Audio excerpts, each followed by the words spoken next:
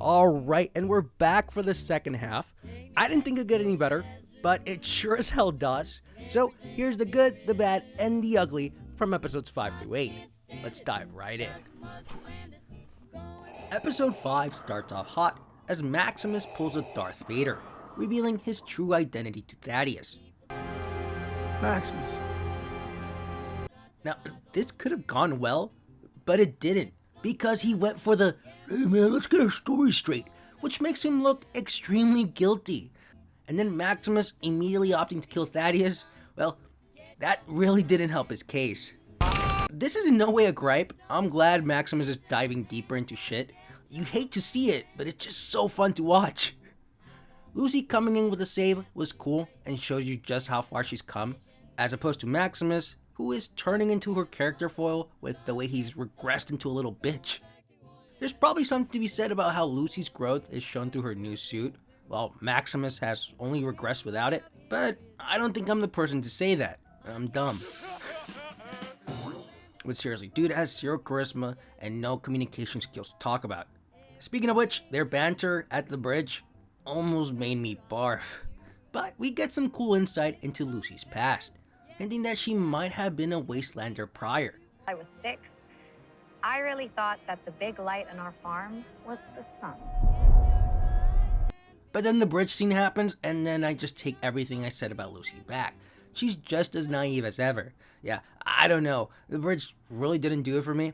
I think after everything, Lucy should be the one that's more cautious.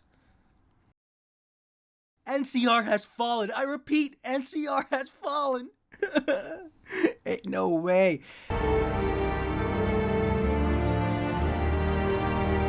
It's just a fucking hole in the ground now. This is the Brotherhood favoritism I was expecting. How do they outlast the Republic? They really did the NCR dirty with the Shady Sands reveal. I'm not mad. I'm more interested in how it happened. But whoa. The cinematography and editing behind the Vault 32 resettlement is phenomenal. It's creepy in all the best ways. And Betty has definitely become the most threatening person in the vault. She scares me. Find anything interesting? This feels like the point where things are right about to kick off, and I'm excited. 8.5 out of 10. Episode 6 made me realize Cooper is way cooler than I first thought, as we learned that he wasn't just an actor, but a veteran too. I wore the T-45 when we almost lost the great state of Alaska to the Reds. Those design flaws of yours cost a lot of good men and women their lives. And ironically, this small line has a huge payoff in episode 8 that totally made me giddy. Just like finding out Matt Berry is doing Codsworth. That's awesome. Bartholomew Codsworth, am ever ready to serve. But also, he's dropping some great world building. We learn about how Vault-Tec is perceived negatively, at least by the liberal Hollywood elites. Codsworth's TV origin and acquisition by Robco. Yeah, this is all like jet to my brain. I just can't get enough. But oh my god, we're also getting so much NCR lore, and it's all disappointing. In the sense that it's all negative. I'm an NCR apologist, so I was hoping for a big resurgence. And this is the opposite. I mean, they're still here, but it's definitely not what I was expecting. Shady Sands being nuked on the 200-year anniversary of the Great War is a nice touch, but also really fucking sad. Just leave him alone, man. Now, that Moldova reveal tricked me. I really thought that was Coop's daughter with the way he recognized her. But after doing some quick maths, well, it didn't really add up. And sure enough, the reveal was not what I was expecting. Kinda disappointed since we don't really know her as a character yet, so it all felt a little shallow. That being said, her connection to Vault 4 and the Shady Sands cult also didn't do too much for me. But in retrospect, you understand that they see her as the savior of the NCR. And yeah, she kinda is. Now, Maximus' character is really winning me over this episode. He's by far been the most complex character, not entirely being good nor bad, but always on the verge. And it makes him really relatable. And I'm still not used to his voice coming out of his face, though it really suits his character. It's perfect. And when you say hot shower, what does that mean exactly? I didn't need to see Gulper live birth, but hey, new Gulper lore just dropped. Guess that explains the fingers. Despite my disappointment in the NCR being a bunch of cultists now, or at least this group of remnants, I can't help but commend the show for trying new things. It all feels interesting and engaging and just keeps me hooked. This guy is an 8 out of 10. Episode 7, and the NCR fans just can't catch a break as we look at a scavenge set and they're not even wearing it right. The disrespect. Yeah, Cooper, give it to them. Fucking bastards. Sorry. If someone invited me to a communist meeting and it was this boring, I would kill myself there and then, because that confirms nothing is saving the world. Like, seriously, she should have started with, hey, Vault-Tec is purposely trying to incite a war, instead of a vague sermon. Regardless, the Cold Fusion buyout by Vault-Tec is super intriguing, and it reminds me how Fusion was on the verge of solving the energy crisis, but then the bombs dropped. So Vault-Tec seemingly being responsible for the Great War sounds about right. And the I'm not a communist line really opened up my mind, or at least reopened it, since it explains at least a part of the Red Wave. I know there definitely were some Chinese communist infiltrators in the US, but I never really thought about how the communist label was co-opted by Vault-Tec to disenfranchise anyone who knew the truth. I dig this a lot. It's cool. Vault 4 subverting my expectations yet again was not something I expected. Good to see they're just slightly crazy and not completely psychotic. Oh, and the mutated residents and gulpers being a result of Vault-Tec experimenting with rat-resistant human-animal hybrids is very Fallout to say the least. But on that, I like how we're getting into some late-stage Fallout lore, with Vault experiments being common knowledge now, and people choosing to repurpose the vaults for good. Great development. Okay, Chris Parnell is hilarious, and has been one of my favorite voice and now film actors since, God forgive me, Rick and Morty. Sorry. And while I was a bit put off by the eye and the overall silliness of the character, I couldn't help but laugh anytime he made a dumb joke. The bomb one was especially good. What was the joke? I forget. All I know is it was a huge bomb. I saw the banishment to the surface coming with how flip-floppy they've been portraying in Vault 4, but the whole setup and payoff made me smile. That's why we're giving you 2 weeks of supplies to take with you. Thank you, Kathy. After that, you are on your own, Goosey. And Maximus coming in just to wreck the place had me shaking my head in delight. Vault 4 is too nice, and they definitely didn't deserve all that, which just makes this whole thing better.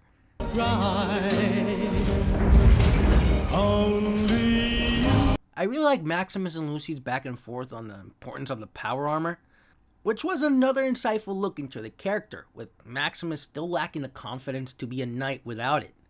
And Lucy, well, Lucy's still as empathetic as always, and is pretty much helping Maximus realize what being a true knight means. It's getting very storybook, but frankly, I like a good moral message in my mature content. Speaking of, their second conversation where Maximus reveals the truth had me glued to my screen. I knew Lucy would accept him if he just told her from the start, but the build-up made this payoff more than worth it. Okay, Thaddeus walking like he doesn't have a shattered foot is the most unbelievable part of the show. I'm gonna fucking die. Also, I wasn't expecting the chicken fucker to come back, but his entrance was too good not to mention. My guy gets a second win whenever he sees a potential sell. And of course, Thaddeus is stupid enough to fall for it. Wait, what the hell? Oh shit, I'll have what he's having. Back at the vault, I was kinda hoping Norm would end up using the raiders to escape himself, but damn. What happened? We don't know. Betty just keeps getting darker. Wait, not like that. Also, the Dwellers getting their assignment and their reaction was great editing. I just can't believe they're separating this golden duo. That truly hurt my heart. You're a coward. You know that shit? Sleep Mode and Pip-Boy stood out to me. I don't know why. That just seems weird. I'm sorry, dog meat, but you ain't him. Why did you say that name? That's not dog meat. That's companion. Yeah, I get he's calling him literal dog meat. Shut up. The KPSS radio station and its critics remind me how much I love that Fallout dark humor. Thaddeus, no! Maximus confronting Thaddeus had me screaming. This whole scene had me screaming, frankly. Thank God for the chicken fucker. I probably shouldn't say that. Sorry, God. Him turning into a ghoul was a bit too coincidental, with having that reveal happen right as the Brotherhood is about to land. So the way that Maximus reacquires a head wasn't really my favorite, but I'm just glad Thaddeus is alive. Okay, nice to meet you. Bye. Lucy and Maximus parting was adorably morbid, to say the least, and made me kind of happy. Is that weird? Chat, is it gay to be happy? Don't answer that. The actual scene where the vault is splitting up actually made me kind of sad. Just goes to show the power of music, right? Nice to know you, so excuse the parting song. That and also Chet and Norm belong together. Alright, Norm hacking into the terminal was a lot more tense than it had any right being. Because what is Betty gonna do? That being said, I was scared shitless. The Vault 31 cliffhanger definitely didn't help. I was expecting the worst. 9 out of 10 for this episode. I can't believe how good it's getting. These are bangers, and my expectations for the last episode are beyond measurable. I don't know if it's gonna live up to my hype. Alright, and this is it. Episode 8. So, Maximus still has no charisma and doesn't know when to keep his mouth shut or just keep lying. So I'm surprised they didn't execute him on the spot. Dane really came through, I guess. Lucy being recognized by that ghoul is a fun and subtle way of confirming she's actually a Wastelander, a la Fallout 3. Ooh, the pre-war scenes were fantastic this episode. I knew they were about to drop some big names in the Vault-Tec meeting, but I was still drooling and foaming at the mouth. I'm still fucking drooling. Just thinking about it makes me drool. Ugh. St. Clair definitely looks like a big mountain, but House looked really good, though he did sound a little off. But we're talking about making a significant investment. Buds is Vault 31's experiment, and I like that it involves frozen Vault-Tec higher-ups, only because it gives us someone to direct our hatred post-war, and can make for some pretty good revenge stories. This does open some questions up, mainly about how the vaults were being run, how Moldover was able to disguise herself as Overseer when all the Overseers are Vault-Tec representatives. But I digress, because hearing Vault-Tec outright be responsible for starting the Great War was not something I wanted to hear explicitly. It's always been hinted at, and I feel like most people just assume that. But I think the ambiguity is what makes the Fallout universe so fun to dissect. Now, Cooper blanking out is really well shot, along with the sound design. You feel that shock. Mr. Howard? Everything all right? The same shock I felt when I realized that's young Betty. Holy shit, my worlds are collapsing. But what really did it for me was the boot. Need an autograph? I had gaslit myself into believing Maximus did it, but Dane fessing up had me yelling at my screen. I was just scared of going to the wilds. I had no idea they'd blame you for it. I'm sorry. I just couldn't believe that shit. What the fuck? It's the small payoffs that always do the most. I say that, but then we get the biggest payoffs of them all. The Shady Sound reveal, with Hank being single-handedly responsible for the fall of the NCR, that nuked my fucking mind. Suddenly, I'm with Moldover. Hank needs to give her that code and probably be hanged right after. Prior to this, I was really excited for the Brotherhood to come in guns blazing, but now I'm dreading it, which just goes to show how crazy good the writing is. Law of the Wasteland dictates you smash any non-subservient brains, so I don't know how Norm ended up getting trapped in there. Seeing the Brotherhood militarized the way they are makes me realize they would make a great replacement for the Enclave in any future games or even in this series. That being said, seeing the biggest group of NCR remnants getting stomped out by them just adds to that idea. It was hard to watch, but really well shot. Coop coming in with the T-45 exploit totally made me come. I wonder if they fix that in this new model. That was a great monologue and a fantastic action piece to boot.